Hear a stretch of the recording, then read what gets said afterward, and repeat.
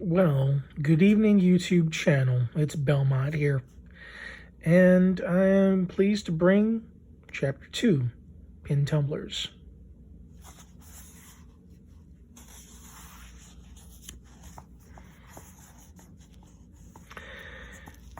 So, I've found some interesting discrepancies in this book, and when I get to them in the book, I will show you.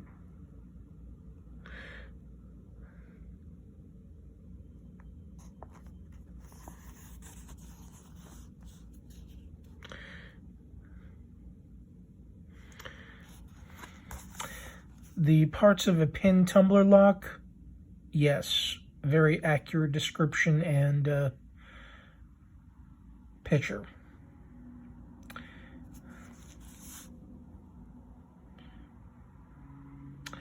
I have found nothing that contradicts it, and it's very educational.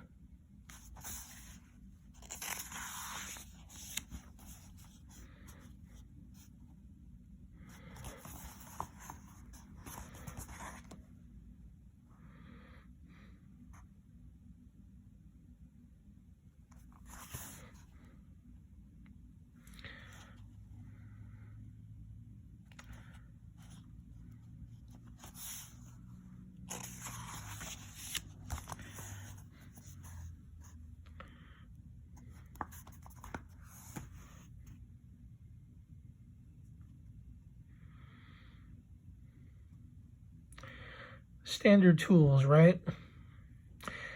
Well, some are standard, some not so standard. However, I do disagree with the don't get too caught up in memorization of various rake designs.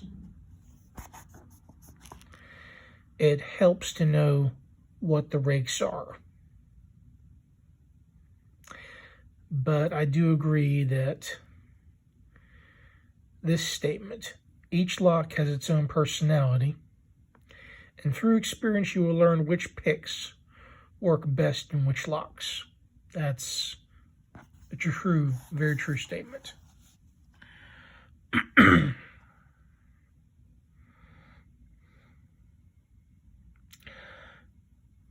That is not a complete show of what tension wrenches can look like.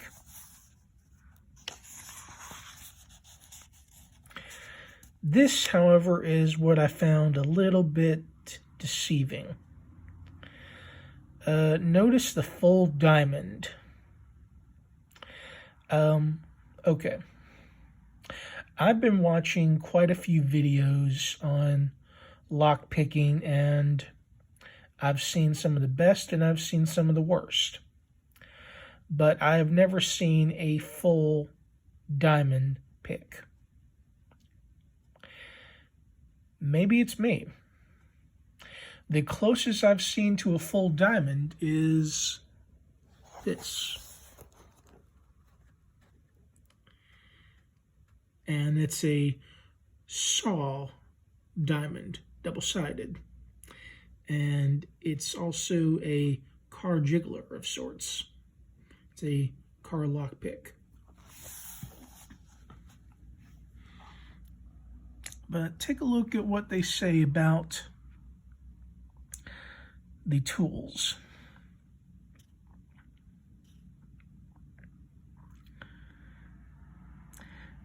The double ball, twice the fun.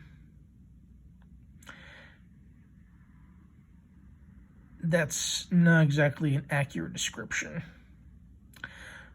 The ball is useful when lock has discs on both sides. That's true. And it's also good for wafer locks and dimple locks as well. The double ball, the half ball as well.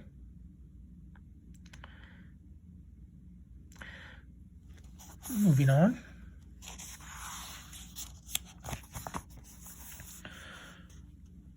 Hook picks. Yeah,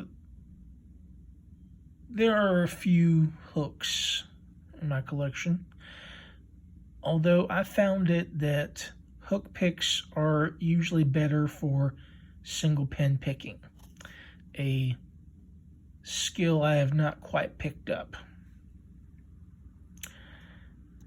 And here are rakes. Notice the machete style rakes, common of the Secure Pro and the Yi-Hong set, but not found elsewhere in sets like Sparrows or Salford. So clearly our author was using a cheap Chinese pick set, or perhaps an HPC set, to take a model from.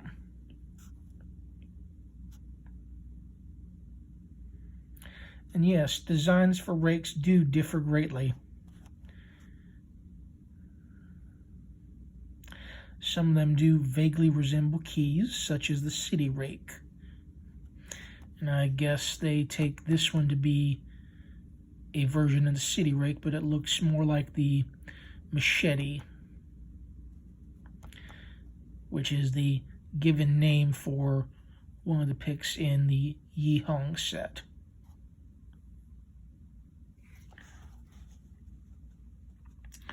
Broken key extractors, which do have some success in turning them around and using them as just a piece of metal as a pick.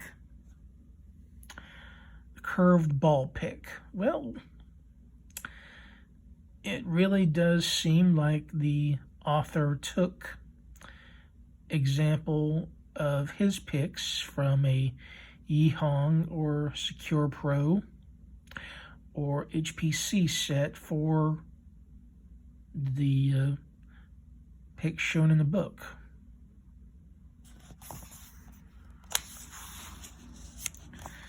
Keyless entry. Okay. Yeah.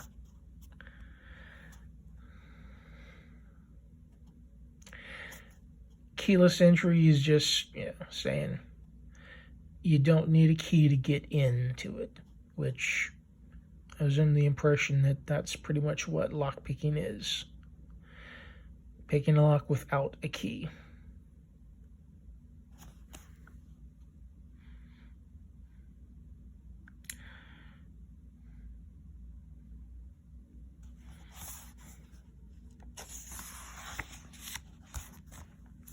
Raking.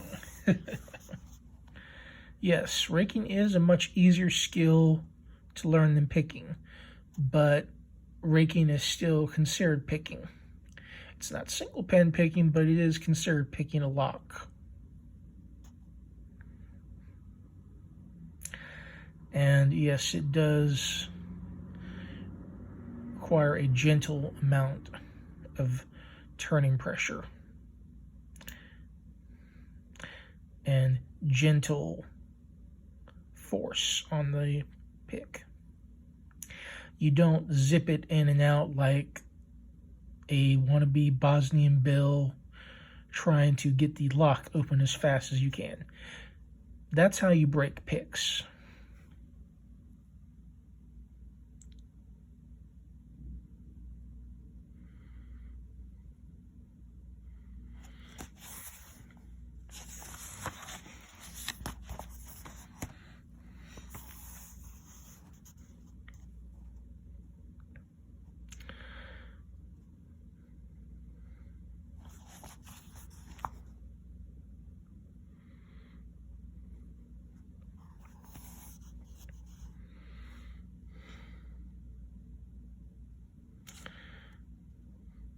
So the book has some ups and downs.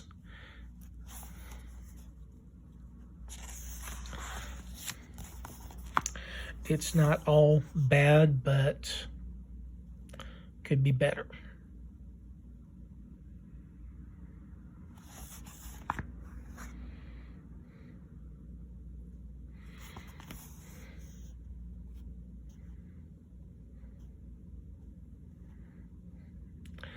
And I do like how he highlights the word gentle.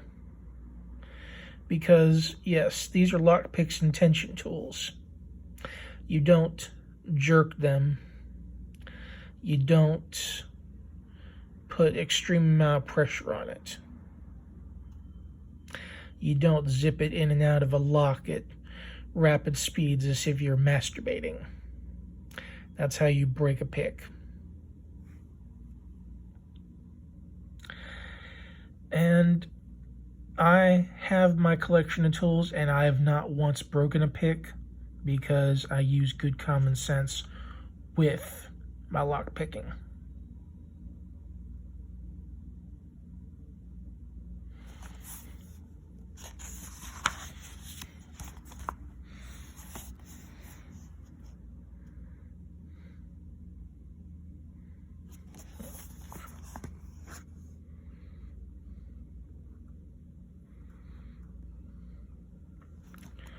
A lot of the same stuff you hear on many videos. But when it really comes to raking a beginner skill, which is what a lot of people use, you don't necessarily end up going for single pin picking. You are raking it open. You're just trying to get an open, period.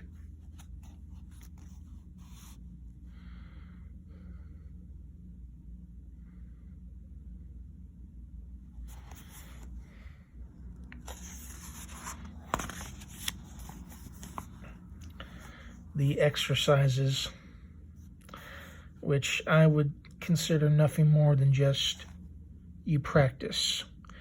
It says buy a practice lock. Okay, so it doesn't say specifically go out and buy a practice acrylic lock. It is saying these can be bought from almost any hardware store or locksmith. Okay. Now, hardware store, yeah, okay. Hardware stores like Ace, True Value, etc., the small stores, the mom and pop stores that might sell you locks or padlocks. You can buy at Walmart, you can buy at Dollar General, but if you end up going to a locksmith in your area to buy a practice lock,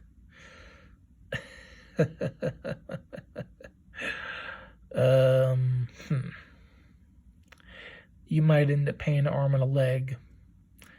So if you go to a locksmith to buy a practice lock, you might be buying it for a lot more than you want to.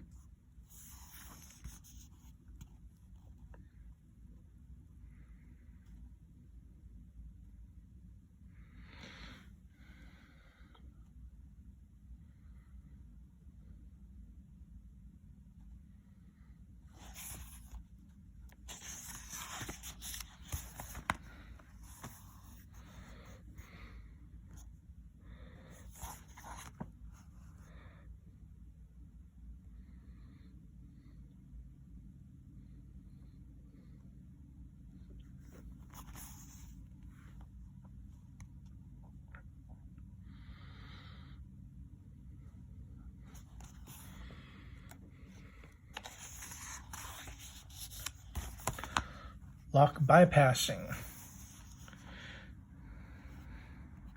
We see a few channels out there doing a few lock bypassing videos, and I'm going to specifically state the channel that likes to do it the most is Bosnian Bill.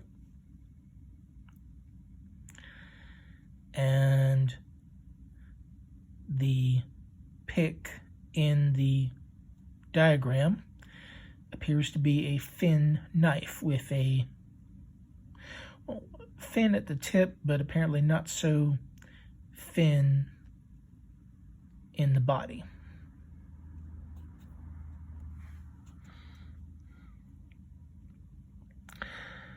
I'm actually a little amused that they put the variations of a car door Slim Jim or shimming tools right here.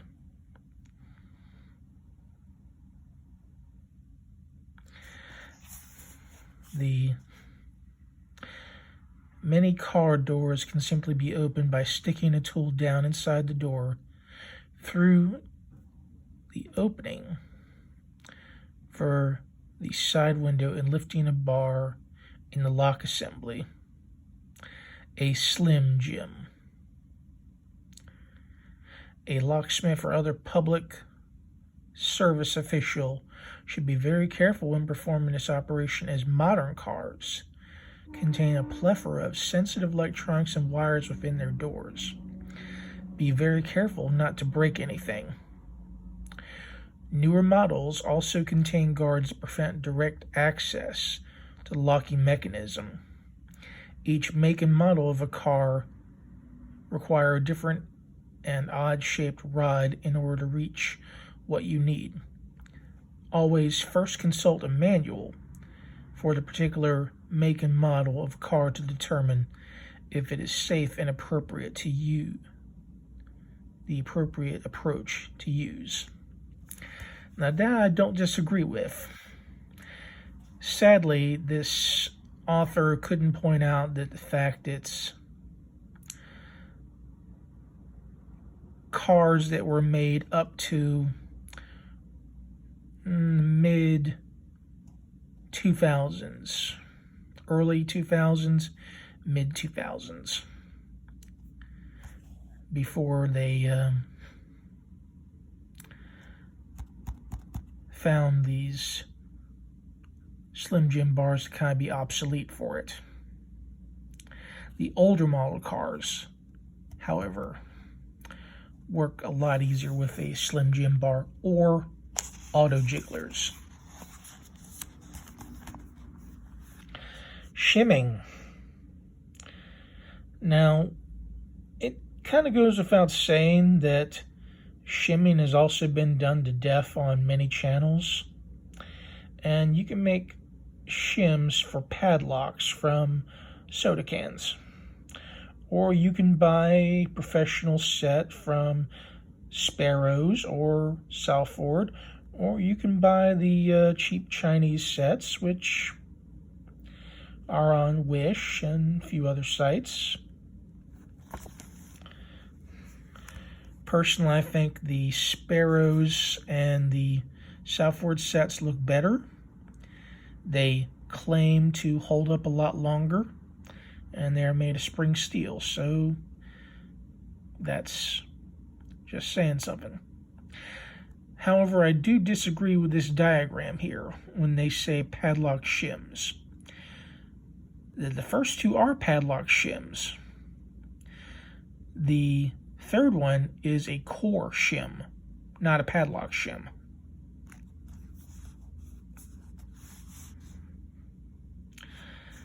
And yes, shimming can be effective on common doorknobs. Yeah.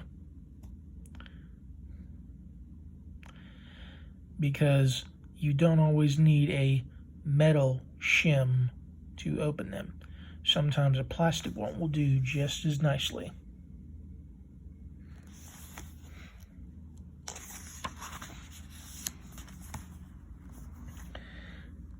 Impact and vibration picking.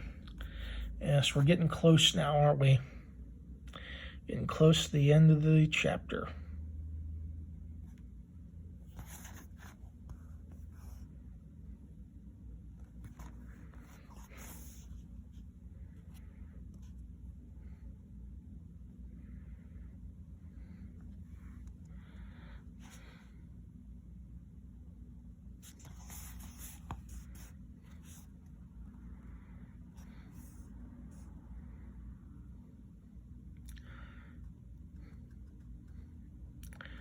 Now, I don't disagree, but I do agree in some of it, saying you do need to have an appropriate pick gun. No, that's false. The Clom lockpick gun that I have will pick open a lock. It's picked open my master lock number 5. So, yeah. I have not tested on my other locks yet, but hey. A lockpick gun will open many types of padlocks and many types of other locks that are pin tumbler. However, you do not place the pick gun all the way into the keyway. No, that's a mistake. You place it about halfway, just like you would do a lock pick. You're not jamming the whole pick in there. You're using the pick portion to rake the lock.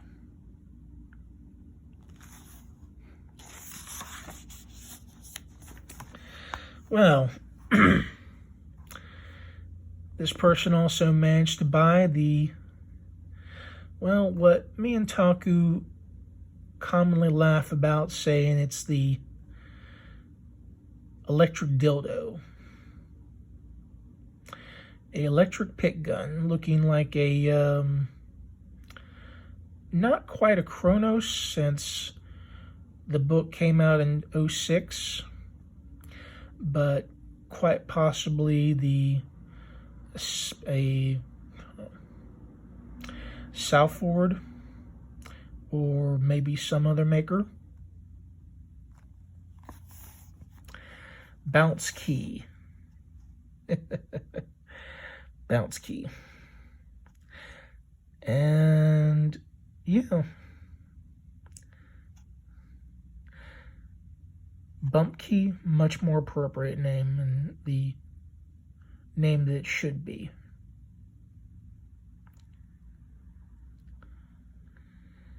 Unfortunately, if the lock is not susceptible to vibration or impact picking, you're out of luck and will have to resort to one of the other previous methods described in this book. Sometimes, though, impact picking is preferred. This is often the case with serrated pins, which you will learn more about in the next chapter. And the next chapter is Advanced Pin Tumblers. So, sorry if this video is 23 minutes long, but that is what it is. So, hope you've enjoyed. See you next time.